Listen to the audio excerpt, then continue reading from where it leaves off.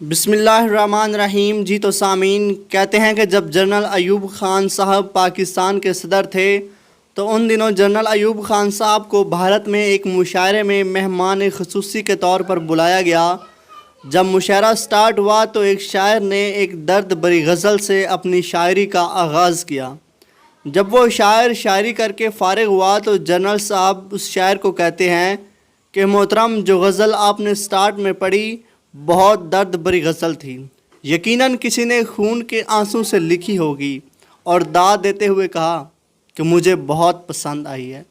تو وہ شاعر بولے، جناب عالی، اس سے بڑی آپ کے لیے خوشخبری اور حیرت کی بات یہ ہے کہ اس غزل کا خالق، اس کو لکھنے والا لکھاری یعنی شاعر آپ کے ملک پاکستان کا ہے۔ جب جنرل صاحب نے یہ بات سنی تو آپ دنگ رہ گئے۔ اتنا بڑا ہیرا میرے ملک کے اندر اور مجھے پتہ ہی نہیں۔ جب آپ نے اس شاعر سے اس غزل کے لکھاری یعنی اس شاعر کا نام پوچھا تو اس نے کہا، جناب عالی، اس درد برے شاعر کو ساغر صدیقی کے نام سے یاد کیا جاتا ہے۔ جب جنرل صاحب پاکستان واپس آئے اور ساغر صدیقی صاحب کا پتہ کیا تو کسی نے بتایا کہ جناب عالی وہ لاہور داتا صاحب کے قریب رہتے ہیں۔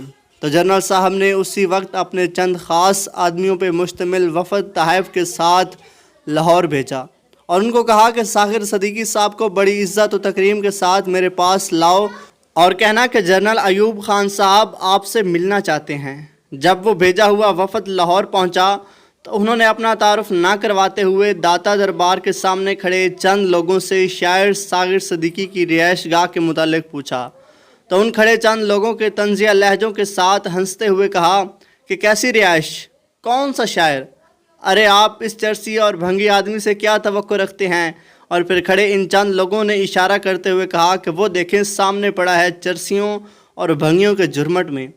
جب وہ جنرل ایوب خان صاحب کا بھیجا ہوا وفد ساغر صدیقی صاحب کے پاس گیا اور ان کو جنرل صاحب کا پیغام دیا تو ساغر صدیقی صاحب کہنے لگے کہ جاؤ ان سے کہہ دو کہ ساغر کی کسی کے ساتھ نہیں بنتی، اسی لیے ساغر کسی سے نہیں ملتا۔ جب ساغر صدیقی کی یہ بات کہی تو بشمول ساغر نشے میں مست وہاں موجود ہر نشئی ایک زوردار کہکے کے ساتھ کچھ دیر کے لیے زندگی کے دیے غموں کو بھول گیا۔ بہرحال اپنا بے پناہ اصرار ترلوں کے باوجود وہ وفد واپس چلا گیا اور سارے احوال و حالات سے جنرل صاحب کو آگاہ کیا۔ کہتے ہیں کہ جنرل ایوب خان صاحب پھر خود ساغر صدیقی صاحب سے ملنے کے لیے لاہور آئے، اور جب ان کا سامنا ساغر صدیقی صاحب سے ہوا تو ساغر صدیقی صاحب کی حالت زار دیکھ کر جنرل صاحب کی آنکھوں سے آنسوؤں کی ایک نہ رکنے والی جھڑی لگ گئی، اور پھر انہوں نے ہاتھ بڑھاتے ہوئے غم سے چور اور نشے میں مست ساغر صدیقی صاحب سے جب مصافحہ کرنا چاہا تو ساغر صدیقی صاحب نے یہ کہتے ہوئے ان سے ہاتھ پیچھے ہٹا لیا کہ جس عہد میں لٹ جائے غریبوں کی کمائی، اس عہد کے سلطان سے کوئی بھول ہوئی ہے۔ اگر ویڈیو اچھی لگی ہو تو ویڈیو کو لائک اور چینل کو سبسکرائب ضرور کیجیے گا۔ اللہ حافظ۔